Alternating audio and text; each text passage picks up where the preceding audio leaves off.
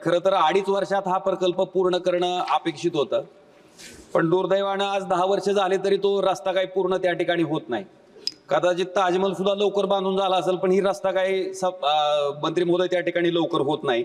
अध्यक्ष महोदय, सन्माननीय मंत्री महोदयांनी उत्तरामध्ये दिलंय की महाराष्ट्रामध्ये 69 प्रकल्प चालू आहेत, ज्याच्यापैकी 25 प्रकल्प हे भूसंपादनात येणाऱ्या अडचणीमुळे त्या ठिकाणी रखडले गेले.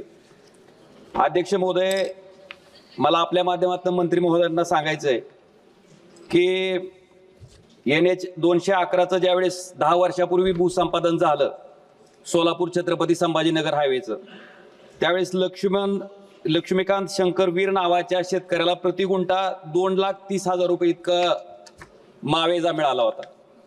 आणि अध्यक्ष महोदय, आता सुरत चेन्नई महामार्गाचं त्या ठिकाणी भूसंपादन होत आहे, त्यावेळेस बालाजी माधव पाटील नावाच्या शेतकऱ्याला 6,250 रुपये प्रति गुंठा त्या ठिकाणी मावेजा मिळतोय. 10 वर्षापूर्वी जे भूसंपादन झालं त्याला एवढ्या मोठ्या प्रमाणात मावेजा मिळतोय, आणि आज जे भूसंपादन होत आहे त्याला अतिशय किरकोळ प्रमाणात मावेजा मिळतोय. त्याच्यामुळं ह्याच्यातनं नाराजीमधनं शेतकरी परत कोर्टामध्ये जातात आणि भूसंपादन करायला त्या ठिकाणी अडचणी येतात. माझी आपल्या माध्यमातून मंत्री महोदयांना एवढीच विनंती आहे की 2013च्या कायद्याप्रमाणे जर भूसंपादन त्या ठिकाणी केलंय, जो कायदा त्या ठिकाणी डायल्यूट करायचा प्रयत्न होतोय, त्या पद्धतीने जर केलं तर शेतकऱ्यालाही मोठ्या प्रमाणात त्या ठिकाणी मावेजा मिळेल. तर ती अंमलबजावणी मंत्री महोदय करणार का? आणि सुरत चेन्नई ह्या हायवेला जोडण्यासाठी एक उस्मानाबाद शहराला स्पर रोडनं जोडण्याच्या बाबतीतलं एक प्रपोजल मंत्री महोदय मी आपल्याकडे दिलं, आपणही त्याच्या बाबतीत सकारात्मक आहात, तर त्याला कधीपर्यंत मंजुरी मिळेल? माननीय स्पीकर महोदय, लँड ॲक्विजिशन हा राज्य सरकारच्या अखत्यारीत असणारा विषय आहे. आपले जे जिल्हाधिकारी आहेत ते राज्य शासनाच्या नियमाप्रमाणे लँड ॲक्विजिशनची कॉस्ट काढतात आणि त्याला काला म्हणतो आपण. त्यांनी ती कॉस्ट काढल्यानंतर त्यांना अपील करण्याचा अधिकार आहे आणि ती कॉस्ट आम्हाला स्वीकारावी लागते. जर आम्ही स्वीकारली तर पेमेंट मिळतं, नाही स्वीकारली तर आम्ही कोर्टात जाऊ शकतो किंवा ते पुढे जाऊ शकतात अपीलमध्ये. त्यामुळे हा प्रश्न राज्य सरकारच्या ह्याच्यात आहे. पण तुम्ही म्हणता त्याप्रमाणे ही जी केस आहे की 10 वर्षानंतर तेवढाच निघाला, त्याच्यात राज्य सरकारच्या ह्याच्यात तुम्ही कलेक्टरला पुन्हा एकदा त्याला रिकॅल्क्युलेट करायला सांगा आणि त्यातून मार्ग निघाला तर होईल. अध्यक्ष महाराज, यांच्या इनके मतदार क्षेत्र से एक बहुत इम्पोर्टेंट रोड जा रहा है. आपको याद होगा कि हम कश्मीर से कन्याकुमारी ये बात करते थे केवल भाषण में, पर पहली बार हुआ है कि हिमाचल प्रदेश में हम लोग मनाली से रोहतांग पास जाने के लिए 3.5 घंटे लगते थे. अध्यक्ष महाराज, मैंने आपको भी रिक्वेस्ट की थी, तो अब हम लोग केवल 8 मिनट में निकलते हैं वहाँ से नीचे. बाद में हिमालय के बीच में से हम लद्दाख लेह तक आते, 18 टनल बना रहे, रोड का काम शुरू हुआ है. वहाँ से हम आते आशिया की सबसे बड़ी जोजिला टनल, जिसके लिए मैंने आपको रिक्वेस्ट की थी कि आप पार्लियामेंट कमेटी के साथ आइए.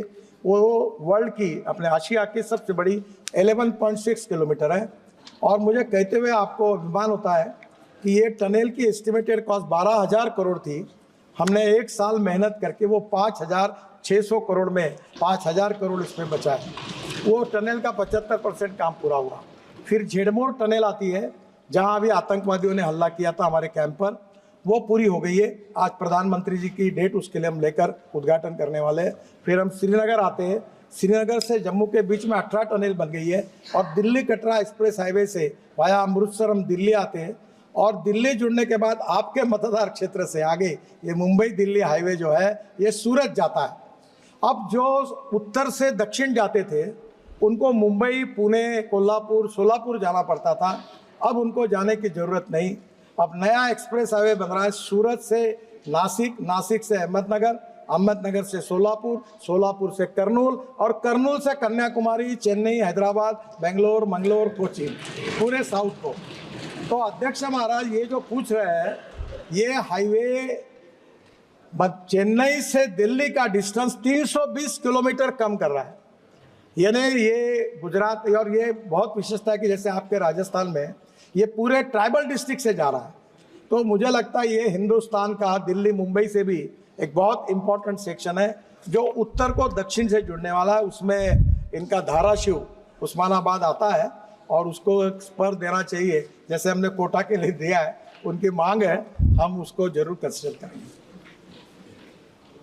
श्री ऑनरेबल सब्जेक्ट एक महत्वाचा उमरगा सोलापूर राष्ट्रीय महामार्ग क्रमांक 65 2014 मध्ये मंत्री महोदय याला वर्क ऑर्डर दिली गेली आणि जवळपास आता 2024 उजाडत आहे. खरं तर 2.5 वर्षात हा प्रकल्प पूर्ण करणं अपेक्षित होतं, पण दुर्दैवानं आज 10 वर्ष झाले तरी तो रस्ता काही पूर्ण त्या ठिकाणी होत नाही. कदाचित ताजमहल सुद्धा लवकर बांधून झाला असेल, पण ही रस्ता काही मंत्री महोदय त्या ठिकाणी लवकर होत नाही. तर याला एक टाइम बाउंड त्या ठिकाणी, आणि हा रस्ता न झाल्यामुळं अनेक लोकांचे जीव त्या ठिकाणी जात आहेत. मंत्री महोदय, कालच माझ्या मुलीच्या वर्गात शिकणारा एक मुलगा धाराशिवला जे सर्व्हिस रोडचं काम न झाल्यामुळं रॉंग साईडनं जात असताना एका ट्रकला धडकून त्या ठिकाणी मृत्युमुखी पडला. त्याचं नाव आहे अर्णब अजय सोनवणे. अतिशय म्हणजे दुर्दैवी गोष्ट आहे मंत्री महोदय. तर हा रस्ता जो आहे उमरगा सोलापूरचा, हा किती दिवसात पूर्ण होईल? त्याला काही टाइम बॉन्ड त्या ठिकाणी तुम्ही मर्यादा देणार आहेत का? आणि दुसरं एक टेंभुर्णीमधनं लातूरला येण्याच्या बाबतीत आपण चौपदरीकरणाचा DPR पण मंत्री महोदय आपल्याकडे दिला, आपणही सकारात्मक आहात. गडकरी साहेब, तुमचं प्रचंड नाव आहे, फक्त ह्या उमरगा आणि सोलापूरच्या रस्त्यामुळे तुम्हीही प्रयत्न करताय, करत नाहीत असं नाही. मी जेव्हा जेव्हा तुमच्याकडे आलो त्यावेळेस तुम्ही त्या ठिकाणी सकारात्मक प्रतिसाद दिलाय, पण ह्याला एक टाइम ठरवून त्या ठिकाणी त्या वेळेत हा रस्ता त्या ठिकाणी पूर्ण व्हावा, ही एक माझी मागणी आहे. आणि टेंभुर्णीपासनं लातूर पर्यंत जो हे आहे हायवे आहे, त्या चौपदरीकरणाचा DPR आपल्याकडे आलाय, त्याला तात्काळ मंजुरी मिळून तोही पूर्ण व्हावा. टेंभुर्णी से लातूर तक का जो रोड है उसको 4 लेनिंग मंजूर किया है, 1 महीने भर में उसका टेंडर लग जाएगा। आप बोल रहे हैं वो सीरियस प्रॉब्लम है, मैं भी उसके कारण काफ़ी लोग तकरार करते हैं। दूसरा जो रास्ता है जो सोलापुर तक आता है, उसमें जो कंपनी थी उसने दिवाला पीटा, वो NCLT में गई, फिर उसके कंपनी के ऊपर CBI और ED ने रेड मारी, अब उसके पैसे सीज कर दिए। अब वो प्रॉब्लम है कि वो रोड पूरा नहीं कर पा रहा, फिर उसमें मैं कोर्ट में गए।